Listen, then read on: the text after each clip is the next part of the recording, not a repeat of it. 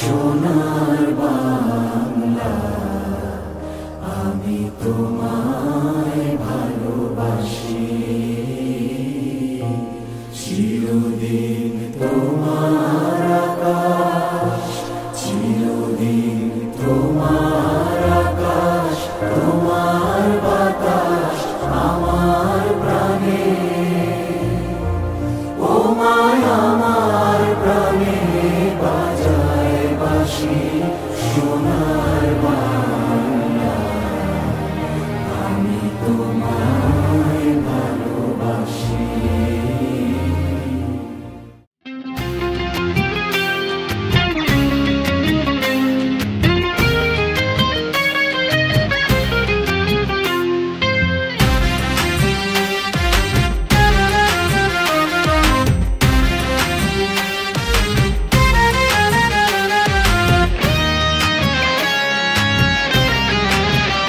প্রিয় জন্মভূমি আমার বাংলাদেশ, বাংলাদেশ আমার বাংলাদেশ, বাংলাদেশ প্রিয় বাংলাদেশ। দেশের উন্নয়নের দর্শনে ন্যায়ের পথে থাকবো মোরা সত্যই অবলম্বনে, অবলম্বনে চলো সবাই করি পণ, সৎ পথে থেকে করব মোরা জীবন যাপন।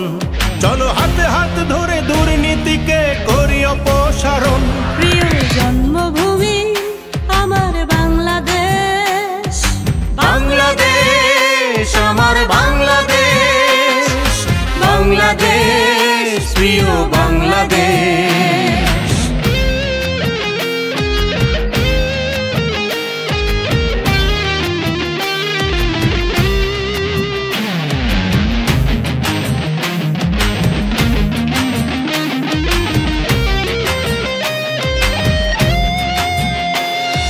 সত্য ন্যায়ের পথে নেই যারা,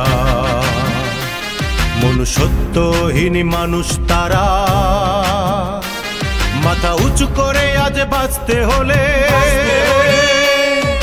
লোভকে করতে হবে সংবরণ।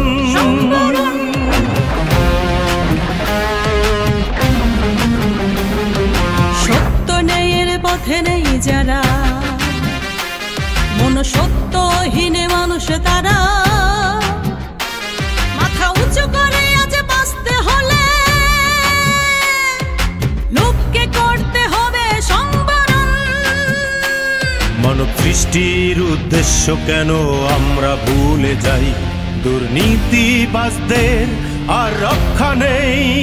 প্রিয় জন্মভূমি আমার বাংলাদেশ, বাংলাদেশ আমার বাংলাদেশ, বাংলাদেশ প্রিয় বাংলাদেশ।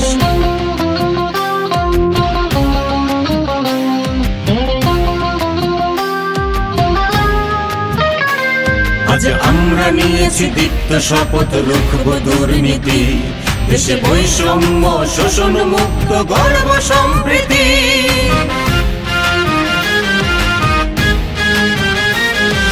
দেশকে ভালোবাসে না যারা, ভিকারগ্রস্ত অমানুষ তারা,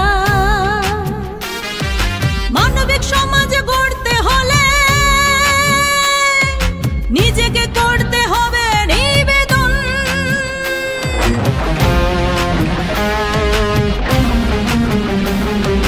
দেশকে ভালোবাসে না যারা, ভিকারগ্রস্ত অমানুষ তারা, মানবিক সমাজ গড়তে হলে নিজেকে করতে হবে নিবেদন। হিন্দু মুসলিম বৌদ্ধ খ্রিস্টান সবাই বাংলা মায়ের সন্তান, রক্ত মোদের এক শক্ত মোদের অবস্থান। প্রিয় জন্মভূমি আমার বাংলাদেশ, বাংলাদেশ আমার বাংলাদেশ, বাংলাদেশ প্রিয় বাংলাদেশ। দেশের উন্নয়নের দর্শনে ন্যায়ের পথে থাকবো মোরা সত্যই অবলম্বনে, অবলম্বনে চলো সবাই করি পণ, সত্য পথে থেকে করব মোরা জীবন যাপন, চলো হাতে হাত ধরে দুর্নীতিকে করি অপসারণ। প্রিয় জন্মভূমি আমার বাংলাদেশ, বাংলাদেশ আমার বাংলাদেশ, বাংলাদেশ প্রিয় বাংলাদেশ। দুর্নীতির বিরুদ্ধে শপথ করি, আসুন জনগণকে ঐক্যবদ্ধ করি। We don't want to just project anything that can create any confusion or debate between us. All we are fighting for eradicating corruption. So we have to be concentrated within that word that we to eradicate corruption. So in that light, আমরা যদি শুধু একটু বলি, বাংলাদেশ স্বাধীনতার আগে পরে সারা পৃথিবীতেই দুর্নীতি ছিল, দুর্নীতি আছে, দুর্নীতি থাকবে। 1600 শতাব্দীর একটা লাইন মনে আছে আমার, যে ধুতি লয়ে কাজ কলা পিছে চলে ভারুশালা। 16 শতাব্দীতে বাংলা সাহিত্যে ধুতি মানে ঘুষ, কাজ কলা ঘুষ নিয়ে এসে যাচ্ছে। দুর্নীতি আগে যদি ঘর থেকে যদি দাঁড়াতে না পারেন, আপনি দুর্নীতি করেন, আপনার ছেলে মেয়ে যদি প্রশ্ন করে যে আপনি আমাকে যে এই মাস্টারম্যান স্কুলে পড়েছেন, বিদেশে আমি সরকারি চাকরি করি, কেমন করে রেজিস্ট্রি করে লন্ডনে, এই প্রশ্ন যদি করে রেখে তাহলে দুর্নীতি দমন করা যাবে। অথবা আমরা যত আন্দোলনই করি, দুর্নীতি নিজের ঘর থেকে যদি দাঁড়াতে না পারেন ততদিন পর্যন্ত দুর্নীতি দূর করা খুবই কঠিন হবে। তবু এই সম্মেলনের আমরা কিন্তু আবেদন করে আমরা বলছি যে আমরা ক্যাবের পক্ষ থেকে সম্মেলনের সাথে আমরা থাকতে চাই। তো আমাদের বিচক্ষণ ব্যক্তি ডক্টর মোহাম্মদ ইউনূস উনি বলেছেন, আমি এখন ট্রেনের পার্টি লাগাচ্ছি, পার্টি ট্রেন, তারপরে পার্টি লাগানো শেষ হবে, তারপরে আমি ট্রেন চালাবো, চালিয়ে যাত্রীবিহীন ট্রেন গন্তব্যস্থানে যাবে, যাওয়ার পরে এটাকে ট্রায়াল দিব, মানে ওই শুরু থেকে শেষ পর্যন্ত ট্রায়াল দেবো। দেওয়ার পরে জনগণ যদি বলে যে এবার যাত্রী উঠানো যাবে, তখন আমি এই ট্রেনে যাত্রী উঠাবো। অর্থাৎ আমাদের যারা অপোজিশন পার্টি, যারা নির্বাচনের দাবি তুলে ধরছে, তার একটা প্রকৃত জবাব উনি খুব বিচক্ষণতার সাথে দিয়ে দিয়েছেন। ছিল এইরকম একটা সংগঠন হোক। আমি ঠিক BCS 43 বার বুদ্ধি হয়েছি দুর্নীতি ঠেকাতে গিয়ে। প্রথম কথা হলো কোরআনের 66 নম্বর অধ্যায় 6 নম্বর আয়াত, তোমার ফ্যামিলি ম্যানেজমেন্ট করো। 31 নম্বর সূরা লোকমানের 12 থেকে 3 নম্বর আয়াত, ফ্যামিলি অ্যাডমিনিস্ট্রেশন, পুত্র তার সন্তানকে সৎ শিক্ষা দিবে। এখন আমি নিজে যদি দুর্নীতি করি, আমার ছেলে তো দুর্নীতি শিখবে। কথাও কাজে আমরা যতদিন অনেস্ট না হতে পারবো, যেমন আমরা ইয়াকানা বুধু বলি, আল্লাহর গোলাম, সরল পথে চলার। সরল পথটা কি? সূরা আনামের 151 থেকে 53, আল্লাহর গোলামি করো, পিতামাতার সাথে ভালোভাবে করো, দুর্নীতি করবে না, অন্যায় হত্যা করবে না, মা ফজরে ঠিক দিবে, ন্যায় বিচার করবে, এবং আল্লাহর সাথে অঙ্গীকার করো আমরা মুসলিম, মানে আমি আপনার অনুগত। এটাই আমার সরল পথ, আল্লাহ বলছে না হাজার সাথে মুস্তাকিম। তাহলে তো আমরা সরল পথে সৎ হয়ে যাই। কিন্তু আমরা ম্যাক্সিমাম লোক হিপোক্রেটস। আমাদের সকলকে এই আন্দোলনে যারা আছেন তাদের দীর্ঘায়ু কামনা করছি। আমি অত্যন্ত খুশি হয়েছি, আমি গাজীপুর থেকে আসছি। আসসালামু আলাইকুম। দেখেন, দুর্নীতির বিরুদ্ধে আমরা ঘরে ঘরে বা টেবিলে টেবিলে গিয়ে কিন্তু বলতে পারবো না আপনি দুর্নীতি করেন কেন, আপনি দুর্নীতি করেন কেন, আপনাকে ধরলাম। এই অথরিটি কি আমরা পাবো? পাওয়ার কথা না। এখানে যদি জাতীয় ঐক্য বা জাতির বিবেককে জাগ্রত করতে হয়, এমন কিছু কথা বলতে হবে যে কথাটি সত্য, কিন্তু সাহস করে সেই কথাটি কেউ বলেন। এই যে আমি মাইকে দাঁড়িয়ে যদি আমি এখনই এই কথাটি বলি, হতে পারে যে আপনাদের মধ্য থেকে অথবা আমি বাইরে গেলেই মার খাবো, কিন্তু কথা সত্য। যেমন ধরুন, আমি একটা উদাহরণ বলতেছি, স্বৈরাচার চলে গেছে, কিন্তু স্বৈরাচার কি করতো? দুর্নীতি করতো, চাঁদাবাজি করতো, অনেক কিছু করতো, তাই না? স্বৈরাচার চলে গেছে, চাঁদাবাজি বন্ধ আছে? এখন আমি যদি বলি এই চাঁদাবাজি কারা করছে, আমার ধারণা আপনারা সবাই জানেন এই চাঁদাবাজি কারা করছে, কিন্তু মুখ ফুটে এটা বলা কঠিন এই জন্য আমি তো বললামই যে আমি গেলেই মার খাবো। তারপরে আমি বলছি বর্তমান চাঁদাবাজি করছে বিএনপি। বর্তমান কালে চাঁদাবাজি করছে বিএনপি। বিএনপির উপরের স্তরের কিছুই আছে যারা বলছে আমরা এটা থামানোর চেষ্টা করছি, কিন্তু আপনারা গ্রামে গঞ্জে হাটে মাঠে ঘাটে যেখানে যাবেন সেখানেই দেখবেন এই চাঁদাবাজি চলছে। এই বিপ্লবের শেষে দ্রব্যমূল্য শাক সবজি সবকিছু কিন্তু কিছু কমেছিল, কয়েকদিন পরে আবার এটা ঊর্ধ্বগতিতে আসলো। কেন আসলো? আপনি গ্রাম থেকে এক ট্রাক সবজি আনতে যদি 5,000 টাকা চাঁদা দিতে হয়, সবজি আলার দাম বাড়াবে না? বাড়াবে।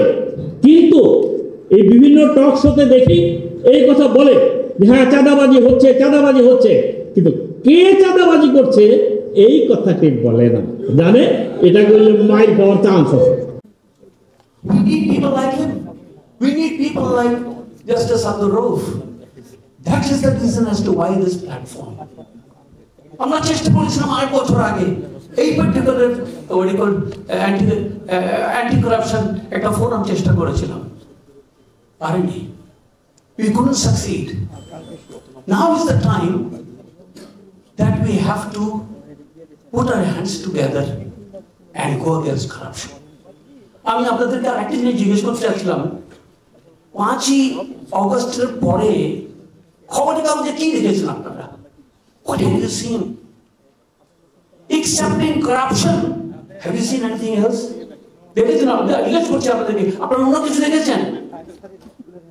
আওয়ামী লীগ কি করেছে, এই কি করেছে, এই প্রজেক্ট করেছে, তো এই প্রজেক্টে টাকা বানাইছে, তো এত টাকা লন্ডন করেছে। This is what we have seen for the last 3.5 months.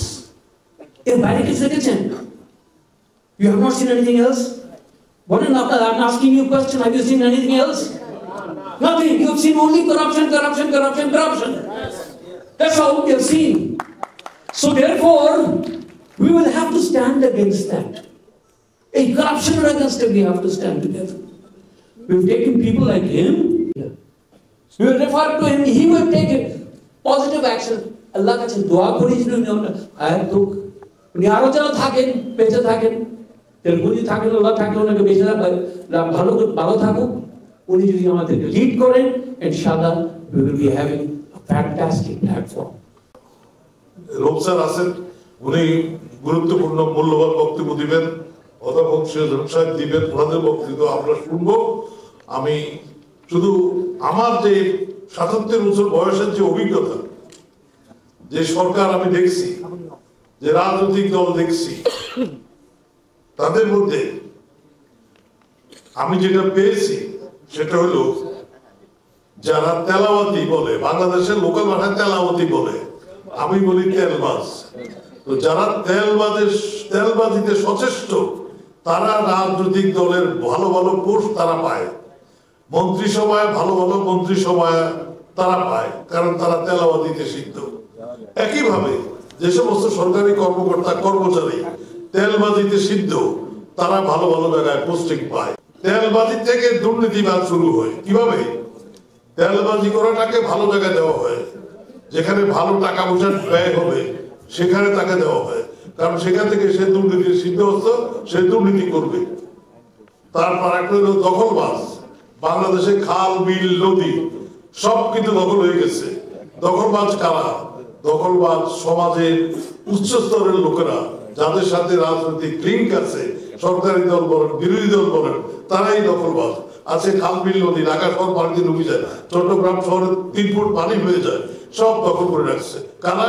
সেই তথাকথিত রাজনৈতিক দলের সম্পৃক্ত লোকেরাই এগুলো দখল করে রাখছে।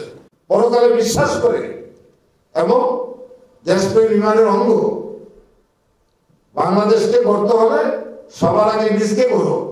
এইটা যদি আপনি অন্তর্গ্রহণ করে আগে নিজেকে সংশোধন করেন, নিজের ঘরকে সংশোধন করেন, নিজের পরিবারকে সংশোধন করেন, নিজের আত্মীয় স্বজনকে সংশোধন করেন, নিজের পাড়া প্রতিবেশীকে সংশোধন করেন, নিজের গ্রাম, নিজের ওয়ার্ড, নিজের ইউনিয়ন, নিজের পৌরসভা, নিজের উপজেলা, নিজের জেলা, নিজের বিভাগ এবং রাজধানী সহ যদি সব জায়গায় আপনারা পাহারা দেন এবং চৌকিদারের ভূমিকায় অবতীর্ণ হতে পারেন, তাইলে দুর্নীতিকে সহনীয় পর্যায়ে আনা সম্ভব। দমনের নিয়ন্ত্রণ নাই, আমরা ওনাদেরকে সমর্থন করি, কিন্তু ওনারা যে সমস্ত লোকের উপদেষ্টা পরিষদে অন্তর্ভুক্ত করছে, আমরা ওনাদের কাছে প্রস্তাব পাঠাচ্ছিলাম যে আপনারা অন্তত পক্ষে প্রতিটা মন্ত্রণালয়ের জন্য 10 জনের একটা বিশেষজ্ঞ টিম আপনারা নিয়োগ করেন। ওই 10 জন লোক ওই মন্ত্রণালয় সম্পর্কিত অভিজ্ঞতা সম্পন্ন, আপনার তথ্যপত্র সংগ্রহ করে উপদেষ্টা সচিবকে সহযোগিতা করবে। জাতির অভিভাবক হিসেবে বিচারপতি মোহাম্মদ আব্দুর রউফ এই 91 বছর বয়সে উনি শেষ পর্যন্ত কথা দিচ্ছে যে আমার জীবন যদি দিতে হয় তারপর আমি জীবন দিব, আমি এই দুর্নীতি বিরোধী জাতীয় সমন্বয় কমিটি সম্মেলন ডাকো, আমি দায়িত্ব দিব। অধ্যাপক আবুল কাশেম ফজলুল হক স্যার এই বয়সও উনি সারাদিন ভাবে কিভাবে এই দেশের মঙ্গল কল্যাণ করা যায়। আপনারা বলেন তো ভাই, বিচারপতি মোহাম্মদ আব্দুর রউফ স্যার, অধ্যাপক আবুল কাশেম ফজলুল হক স্যার কি বাংলাদেশের প্রেসিডেন্ট প্রধানমন্ত্রী হওয়ার জন্য লালায়িত? ওনারা বাংলাদেশের প্রধানমন্ত্রী হওয়ার জন্য লালায়িত না, ওনারা প্রকৃত দেশপ্রেমী, ওনারা জাতির আলোকিত বাতিঘর। ওনাদের মাধ্যমে আগামী 15 দিনের মধ্যে অধ্যাপক ডক্টর ইউনূস এবং সেনাপ্রধান ওয়াকারুজ্জামানের সাথে আলোচনা করে ইনশাআল্লাহ দেশের যে বর্তমান যে দুরবস্থা, এটার যে মূল সমস্যা, সেটার সমাধানের জন্য এই 2 স্যারের নেতৃত্বে আমরা কাজ করব। কারণ বর্তমান দেশের পরিস্থিতি অনেক নাজুক, অনেক খারাপ। মানুষের দুর্ভোগ, মানুষের কষ্ট, মানুষের যে দুঃখ বেদনা, সেটা প্রকাশ করার মতো না। তাই আপনারা আজকে কষ্ট করে এখানে আসছেন, আপনাদেরকে আমি রক্তিম শুভেচ্ছা জানাই, আপনাদেরকে আমি কৃতজ্ঞতা জানাই। আওয়ামী লীগ যখন একটা না 15 বছর শাসন করছে, তার শুরুর থেকেই যে ইসলামী ব্যাংককে এইভাবে চলতে দেওয়া হবে না। আচ্ছা, তো সেই অবস্থার মধ্যে পরিবর্তন হলো এবং দেখা গেল যে এই শেখ হাসিনা যখন ক্ষমতাচ্যুত হয়েছেন, তখন ইসলামী ব্যাংক এমন দুরবস্থায় যে এটা তো ব্যাংক হিসেবেই নেই, এর টাকা ঋণ খেলাপি বলে যারা পরিচিত, বিদেশে অর্থ পাচারকারী যারা বলে তারা নিয়ে নিয়েছে। একইভাবে ওই যে বেনজির আহমদ আমাদের আইজি ছিলেন, তিনি যেভাবে অর্থ সম্পদ করেছেন এবং ওই আইজি আরো যারা ছিলেন তার আগে, তারা যেভাবে বিপুল অর্থ সম্পদ করেছেন, এটা দেখলে ভয়াবহ মনে হয় যে এত অর্থ কি করে তিনি আত্মসাৎ করলেন, মানুষের সঙ্গে এত প্রতারণা কি করে করলেন। এই জাতীয় ঘটনাগুলো এবং বিদেশে বিপুল টাকা খরচ হচ্ছে, এইগুলো লক্ষ্য করলে বলা যায় যে আমাদের দুর্নীতি ধারাবাহিকভাবে বাড়তে বাড়তে এমন একটা রূপ নিয়েছে, এটাকে এখন ভয়াবহ বলা চলে। আর রাষ্ট্র হিসেবে বাংলাদেশ যথেষ্ট পরিমাণে গঠিত হয়নি। আমাদের একটা জাতীয় পতাকা আছে, জাতীয় সঙ্গীত আছে, জাতিসংঘের মেম্বারশিপ আছে, কিন্তু এইগুলো দিয়ে আন্তর্জাতিক খাতে স্বাধীন রাষ্ট্র হিসেবে কোথাও কোথাও পার্টিসিপেট করতে পারে, কিন্তু দেশের জনগণ রাষ্ট্রটাকে স্বাধীন রাষ্ট্র বলে উপলব্ধি করতে পারেন। এইভাবে আপনারা আপনাদের নিজেদের জীবনের অভিজ্ঞতা পত্র করে এসব বিষয় জানতে পারেন সেগুলো, এবং কারো কারো বই পড়ে যেগুলো জানেন, দেখবেন যে ভয়াবহভাবে দুর্নীতি বেড়েছে। রাষ্ট্র যে গড়বে, রাষ্ট্র জনগণের রাষ্ট্র হয়ে উঠবে, এইদিকে অগ্রগতি নেই। এই অবস্থায় আমি আমার বক্তব্য শেষ করছি এই বলে যে সমাধান কোথায়? সমাধান করতে হলে দেশে ভালো সরকার দরকার। মন্ত্রীরা, পার্লামেন্টের সদস্যরা যখন নানান রকম অনাদরে লিপ্ত হয় এবং তাদের রাজনৈতিক ক্ষমতাকে নিজেদের ব্যক্তিগত সম্পত্তি অন্যদের বঞ্চিত করে নিজেদের দখলে নেওয়ার চেষ্টা করে, সেই রকম সরকার দিয়ে দুর্নীতি দমন দূরের কথা, প্রকৃতপক্ষে যে বিরাট সম্ভাবনা আমাদের সামনে আসে, প্রধানত বিজ্ঞানের কল্যাণে, সেই সম্ভাবনাকেও আমরা বাস্তবায়িত করতে পারি না। কিছু লোকে সেগুলো লুটে পুটে নিয়ে যায়। তো এই অবস্থায় আমার কথা হলো যে রাজনৈতিক দল গঠন করতে হবে। দলের মধ্যে রাজনৈতিক আদর্শ যদি বলেন গণতন্ত্র, গণতন্ত্র, যদি বলেন ইসলাম, ইসলামও হতে পারে, কিন্তু এই যে ধরনের সততা দরকার এবং জ্ঞান বিজ্ঞানের প্রতি যে শ্রদ্ধাবোধ দরকার, এগুলো রাষ্ট্রীয়ভাবে, জাতীয়ভাবে আয়ত্ত করার জন্য যা কিছু চেষ্টা দরকার, দেশের শিক্ষা ব্যবস্থা, বিচার ব্যবস্থা, প্রশাসন ব্যবস্থা, অর্থনৈতিক এবং সাংস্কৃতিক ব্যবস্থা সবটার ক্ষেত্রে একটা উন্নতিশীলতা দরকার। কিন্তু বাংলাদেশ চলছে নিম্নগামিতার মধ্য দিয়ে। তো এই অবস্থায় রাজনৈতিক দলের ভেতরে যথার্থ রাজনৈতিক, আমি আওয়ামী লীগের মতো একটা দল হোক এইটা চাই না, নতুন বিএনপির মতো আরেকটা দল হোক এইটা চাই না। আমি চাই প্রকৃত রাজনৈতিক দল বলতে যারা বোঝায় সেটা আমাদের দেশের যারা বিবেকবান যুক্তিপরায়ণ মানুষ তাদেরকে অবজ্ঞা না করে তাদের কাছ থেকে জেনে বিষয়টা ধীরে ধীরে বিকশিত করা। পাশ্চাত্য জগৎ থেকেও ভালোটা আমাদের নিতে হবে, জ্ঞান বিজ্ঞান। আর ওদের যেটা মন্দ, ওদের সাম্রাজ্যবাদী উপনিবেশ নীতি, উপনিবেশবাদ নীতি, এইগুলো আমরা দূরে থাকবো এগুলো থেকে, এবং আমাদের রাষ্ট্রীয়ভাবে আত্মরক্ষা করে চলতে হবে। এবং রাজনীতি আধুনিক যুগে উন্নতির জন্য অবশ্যই রাজনৈতিক দল দরকার। আপনারা ধরেন যে ইরান একটা ইসলামিক রিপাবলিক, এবং ইরান গত এই 1977 সাল থেকে যেভাবে চলছে যথাসম্ভব ইসলাম তাদের বিবেচনা অনুযায়ী অবলম্বন করে চলছে। কিন্তু সেখানে তো রাজনৈতিক দল আছে, ইলেকশন হয়, তার মধ্য দিয়ে গঠিত হয়। তো আমি বলতে চাই যে আধুনিক যুগে রাজনৈতিক দল ছাড়া কোনো সরকার, কোনো রাষ্ট্র ব্যবস্থা চলতে পারে না। রাজনৈতিক দল অবশ্যই লাগবে, এবং রাজনৈতিক দল যদি উন্নত চরিত্রের হয়, দলের ভেতরে যদি তার যে আদর্শের কথা বলে গণতন্ত্র তার অনুশীলন থাকে, তাহলে এটা ভালো হতে পারে। সোভিয়েত ইউনিয়নের বিলুপ্তির পর নতুন টেকনোলজি নিয়ে বলা যায় যে মানুষ এইসব আদর্শ অনেকটা ভুলে গেছে, গণতন্ত্রকে সীমাবদ্ধ করে ফেলেছে নির্বাচনের মাধ্যমে সরকার গঠন। শুধু নির্বাচনের মাধ্যমে সরকার গঠন এটা গণতন্ত্রের ধারণার মধ্যে আগে ছিল না। এই গত 30 বছরের মধ্যে এই ধারণাটা ডেভেলপ করেছে। এটা ভুল। বাংলাদেশের জন্য গণতন্ত্রের রূপনীতি কি হবে এটা নতুন করে বের করতে হবে, এবং পৃথিবীর প্রত্যেক রাষ্ট্রের জন্যই এই রাষ্ট্রনৈতিক আদর্শ, যে জাতীয়তাবাদ, আন্তর্জাতিকতাবাদ, বিশ্বায়ন, সমাজতন্ত্র, গণতন্ত্র, এই প্রত্যেকটা বিষয় নতুন করে রিভাইজ করে নিজের নিজের জাতির এবং রাষ্ট্রের জন্য গড়ে তুলতে হবে। এই পদ্ধতিতে অগ্রসর হলে বাংলাদেশ জনগণের রাষ্ট্ররূপে গঠিত হতে থাকবে, রাতারাতি হয়ে যাবে না, কিন্তু আরম্ভ তো করতে হবে। সেই আরম্ভটা আমার মনে হয় রাজনৈতিক দল থেকে আরম্ভ করতে হবে। এবং আওয়ামী লীগের মতো দল, বিএনপির মতো একটা দল, বা আমাদের বামপন্থী দলগুলোর মতো দল, এইসব তো দিয়ে তো কোনো অগ্রগতি এবং উন্নতি হয় না। একটা বিশ্বযুদ্ধের ছোঁয়াচ পেয়েছে, পড়াতাম কিভাবে বোমা পড়লে পড়ে নিজেকে প্রোটেকশন দেওয়া যাবে, সিভিল ডিফেন্স ফোর্স, সেগুলো শেখা। এরপরে ব্রিটিশ তারাও আন্দোলনও দেখেছে, লাকি লেগে পাকিস্তান সেটাও করেছে, বাংলাদেশেও হলো, তখন সংগ্রামের সমৃদ্ধ ছিলাম। এখনকার সময়ও নানান কথা এসছে। কথাবার্তার থেকে যেটা প্রতীয়মান হয়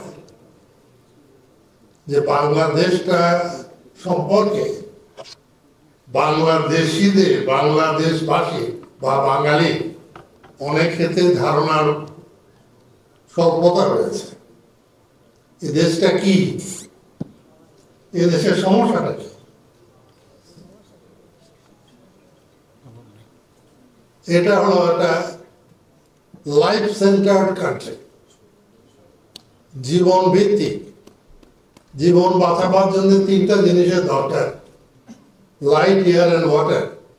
তার প্রপোর্শনাল ডিস্ট্রিবিউশনের দরকার। আল্লাহ সুবহানাহু ওয়া তাআলা দিয়েছেন, মশাও বাড়বে, মানুষও বাড়বে, কিন্তু আবার ইকোলজিক্যাল ব্যালেন্সটা ঠিক রাখার জন্য মশা লার্ভাটা খাবার জন্য ছোট মাছ তৈরি করে দিয়েছেন, সাপ, ব্যাঙ ইত্যাদি ইত্যাদি অনেক কিছু তৈরি করে দিয়েছে। একজন আরেকজনের উপরে নির্ভরশীল। এটাই হচ্ছে বাংলাদেশ। এর মাটির নিচে কি আছে এখন পর্যন্ত আমরা জানি না, কিছু গ্যাস পাওয়া গেছে। মাটির নিচে পানি আছে এটাও দেখছি, অন্য মিনারেলস কি আছে এখন আমরা শিওর নই। তবে একটা জিনিস, একটা লাউ গাছ কতটুক মাটি দখল করে, কয়েক বর্গ ইঞ্চি তার গোড়োটা লাগে। মাথাটা পুকুরের উপর করে দিলে সেই পুকুর সারাটা জুড়ে লাউ ধরে আসে। লাউ ধরতে হলে পলিনেশনের দরকার, ফুলের সঙ্গে ফলের সম্পর্ক রয়েছে। আল্লাহ সুবহানাহু ওয়া তাআলা সেগুলো করে দিয়েছে। অপরন্ত সম্পদের দেশ হলো বাংলাদেশ। আমরা বুঝি নাই, আমার বয়স হয়েছে, 1 টাকায় আমাদের যে 1 টাকায় আমি 64 সের দুধ কিনেছি। আমার বাবা 1906 সালে ডাক্তার, বাজারে মিষ্টি খেতে দিতেন না, বলতে বাজারে মিষ্টি খাওয়া যায় না। মা ওই দুধ কিনে বড় একটা কলসি ছিল, আমিও যেতাম হসপিটালের পিয়নের সঙ্গে। 1 টাকা দিয়ে 64 সের দুধ, চিন্তা করেন। 1 টাকার অংশ ছিল 192 ভাগ। 4 পয়সা 1 আনা, 16 আনা 1 টাকা, আবার 1 পয়সা হলো 3 পাই 1 পয়সা।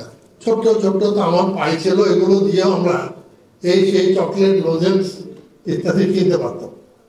দেখেছি আমাদের আগের অবস্থাটা যেটা, এমনি বৌদ্ধতা রিপোর্ট 1100 শতাব্দীর, এমনি বৌদ্ধতা সোনারগাঁয়ে এসেছিলেন, রিপোর্টে লিখেছেন যে এখানকার কারেন্সির স্ট্রেংথ এত বেশি যে 1 টাকায় 4-5 জনের একটা পরিবারের 1 মাস চাও। আর আজকে 1 টাকা খুঁজে পাওয়া যায় না। কেন? কারণ যারাই আগে থেকে পাকিস্তান আমল থেকে, পাকিস্তানে আমলে যারা এসছে, এসে দেখছে যে এর আগে আর কেউ টাকা রেখে যায় না ব্যাংকে, ট্রেজারিতে নাই, টাকা ছাপাইছে। কেন ছাপাইলো? অনেক ইকোনমিস্ট আছেন, এখনো কেউ বলতে পারেন না যে কেন ছাপালো।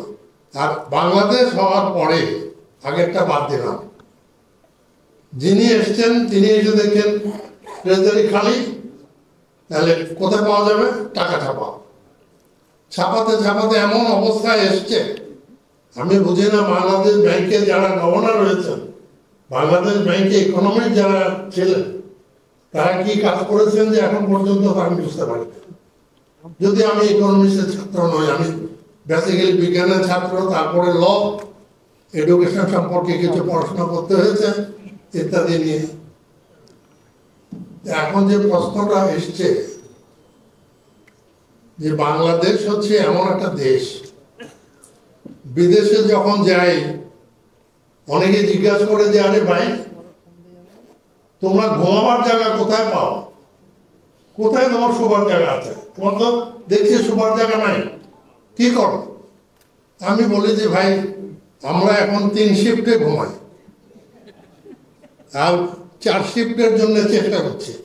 আগে 8 ঘন্টা ঘুমাইতে, আমরা 6 ঘন্টা ঘুমাবো। তবুও বাংলাদেশ। এমন কেউ আছেন বিশ্বাস করার যে পৃথিবী আমাকে খাওয়াবে? যত বন্ধুত্বই করি না কেন, ইন্ডিয়া আমাকে তার অঞ্চলে ঘর তুলতে দেবে? সৌদি আরব দেবে? সবাই ব্যবসা করতে রাজি আছে। ব্যবসা এত সুন্দর জায়গা, 10 বছরে রিজেক্টেড যদি বিস্কিট এয়ার থ্রো করা যায়, 10 মিনিটের বেশি লাগবে না কনজিউম করতে, লাগবে? It's such a nice market. এটা সবাই চায়। এমন খেলতে খেলতে আমরা কি কাজটা করেছি? খেলতে খেলতে দুর্নীতিকে জাতীয়করণ করে ফেলেছি। দুর্নীতি এখন জাতীয়করণ ব্যাপার।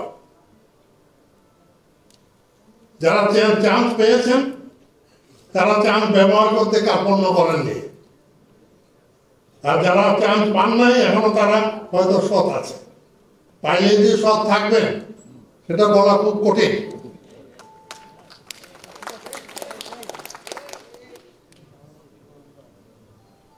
আবার শুনছি হাজার হাজার কোটি টাকা বেরোলো, আমরা টেলিভিশনে দেখলাম, মহারথীরা আছেন, আবার জেলখানায় গিয়ে তারা রাজকীয় জীবন যাপন করছে। টাকাও নিয়ে গেল, তাদেরকে বসায় জামাই ধরে খাওয়ালাম। এই হচ্ছে অবস্থা। এর অবস্থার প্রেক্ষাপটে আপনাকে চিন্তা করতে হবে বাংলাদেশের আসল সমস্যাটা কি। আমি জিজ্ঞাসা করলে বোধহয় অনেকের পক্ষে অসুবিধা হবে এক কথা উত্তর দিতে। What is really the problem in Bangladesh? নীতিহীনতা। বাংলাদেশে মাত্র একটা problem, one problem and one only, সেটা হলো শৃঙ্খলা বোধের অভাব, ইনডিসিপ্লিন। এই অভাবটাকে যদি ডিসিপ্লিনে আনতে হয় তাহলে খুব পজিটিভ অ্যাকশনের দরকার, ওই থিওরি দিয়ে কাজ হবে না। এমন একটা দেশ জায়গার অভাব আছে, ওয়ার্ল্ড ব্যাংক আসলো, আইসা বললো যে তোমার এই রাস্তাটা যদি সোজা করো তাহলে 20 কিলোমিটার কমে আসবে, তবে এটাকে 4 লেন করবা, অর্থাৎ টপে রাখতে হবে 60 ফিট। আমার দেশের অনুপাতে এটাকে টপ 60 ফিট রাখতে গেলে বটমে 120 ফিটের কমা হবে না। 120 ফিট করলাম, মেইনটেনেন্সের জন্য আরো 100 ফিট করে নিলাম, তাহলে হলো কত? 320 ফিট। আর এটা করার পরে ডিমান্ড এত বেশি, রাস্তার দুই পাড়ে দিয়ে লোকে বাড়িঘর করা শুরু করলো আরো 200 ফিট করে, তাহলে কত? 720 ফিট। ব্যবহার করবো কত? 60 ফিট। আমার কি এই জায়গা আছে দেওয়ার মতো?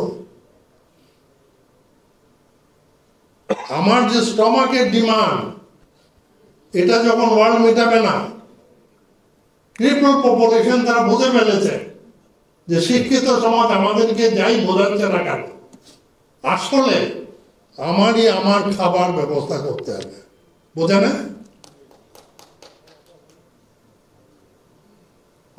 আমরা যারা লেখাপড়া শিখেছি, we have become liability for the whole nation. না ঘাটকা না ঘাটকা, মাসেলেও জোর নাই, কোমরেও জোর নাই।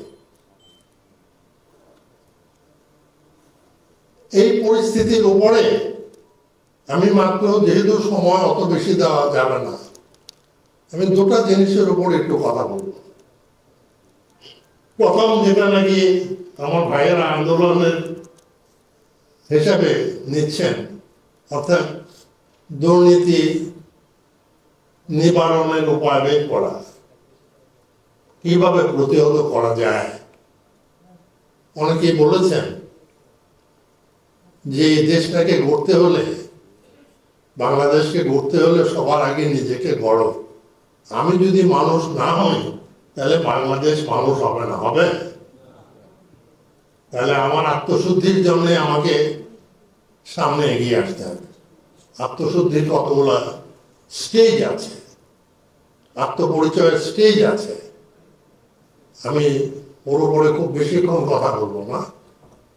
এখন যে অবস্থাটা হয়েছে, আমরা দুর্নীতি করে ফেলেছি, দুর্নীতিবাজদের রাজার হালতে রাখার ব্যবস্থা করে ফেলেছে। আপনারা কি জানেন যে জেলখানাগুলোতে কিরকম ট্রানজাকশন হয়?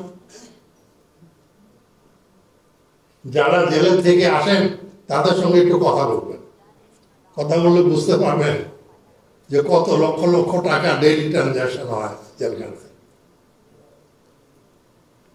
একদিক দিয়ে চষে নিলাম, আরেক দিক দিয়ে আবার সমস্ত ভালো খাদ্যগুলো ওখানে বসে বসে। তাহলে দুর্নীতি যদি দমন করতেই হয়, যেটা নাকি জাতীয়করণ হয়ে গেছে আমি বলছি, তাহলে কি করতে হবে? প্রথম বিদ্যালয় এসছে, ঘর টর দিয়ে টিচার কিংবা ঘর ছাড়াই টিচার আছেন, ছাত্ররা ভর্তি হয়েছে, এখন টিচার চেষ্টা করছেন পড়াতে। একটি ছেলে অন্যমনস্ক বাইরের দিকে চেয়ে আছে, টিচারের কথা শুনছেন না। টিচার তাকে নানানভাবে চেষ্টা করছে। যখন আবার দেখলো যে না অন্য মানুষকে আছে, তখন একটা চর মারল, থাপ্পড় দিল। থাপ্পড় দিলে কি হলো, ওর ব্রেইনের ব্লাড সার্কুলেশনটা নর্মালে আসলো, তার দৃষ্টিটা আবার ঘুরে আসলো। জাতি যখন ডিসরেল হয়, জাতির অবস্থা যখন এরকম হয়, তখন চর থাপ্পড় ছাড়া জাতিকে ঠিক করা যাবে না। যাবে কি? সম্ভব না।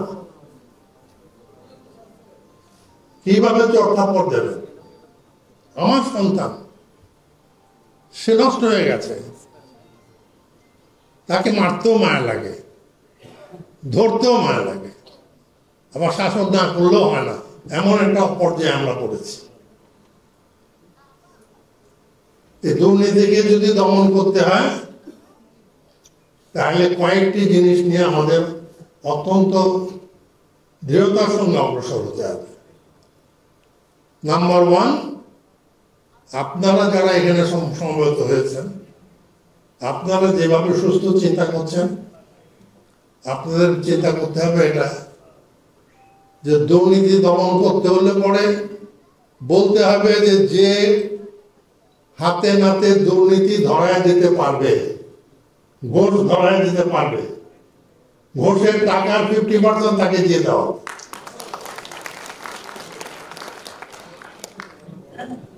আইন করো। যে অসৎ উপায়ে অর্থ উপার্জন করে অর্থকে কক্ষিগত করে রাখবে, সম্পদ অর্জন করবে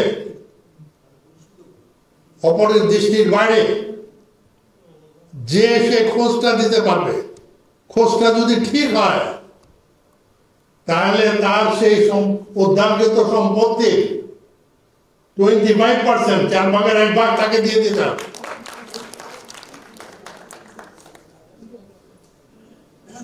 যারা লয়ার আছেন, আইন ব্যবসা করেন বা আইন পড়াশোনা করেন, আর যারা আইন পড়াশোনা করেন না তারাও জানেন, আমরা অ্যাংলো সেকশন জুরিসপ্রুডেন্স বা ব্রিটিশ জুরিসপ্রুডেন্স আমাদের কোর্টের আইনে কার্যকরী করি।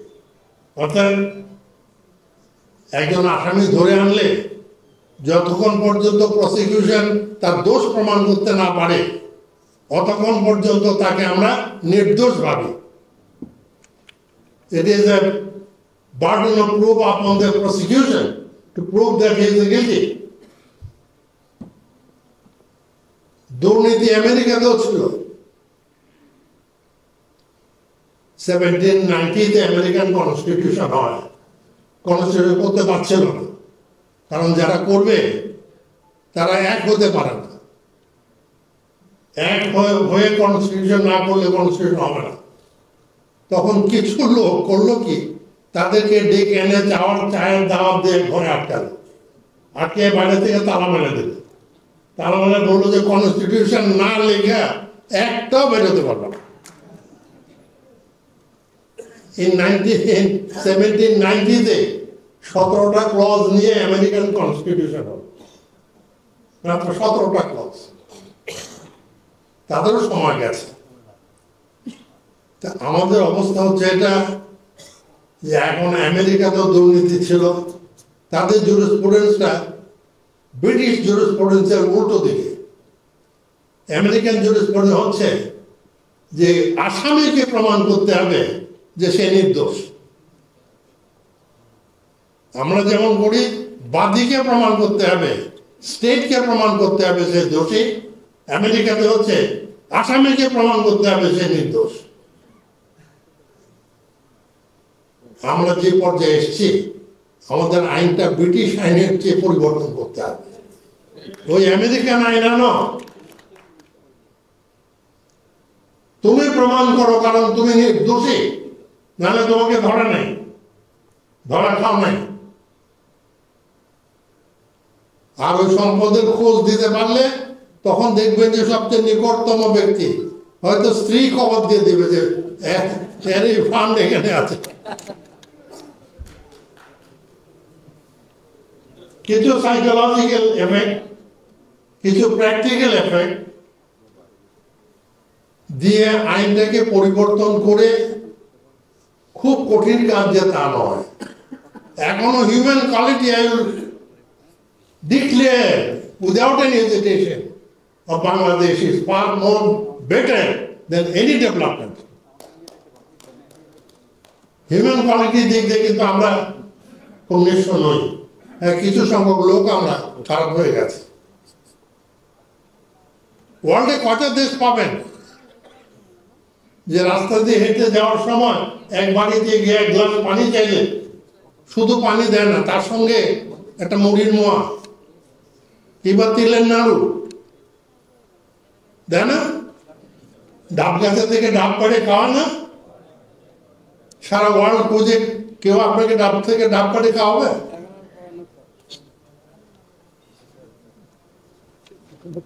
ঐতিহ্য আছে, কিন্তু আমরা নিজেরটা নিজে জানি না। যেমন উন্নত বিশ্ব মদ খায় কেন বলতে পারেন? জানে, যারা মদ খায় তারা জানে যে জিনিসটা খারাপ, স্বাস্থ্য খারাপ করে, তবু খায়। কেন খায়?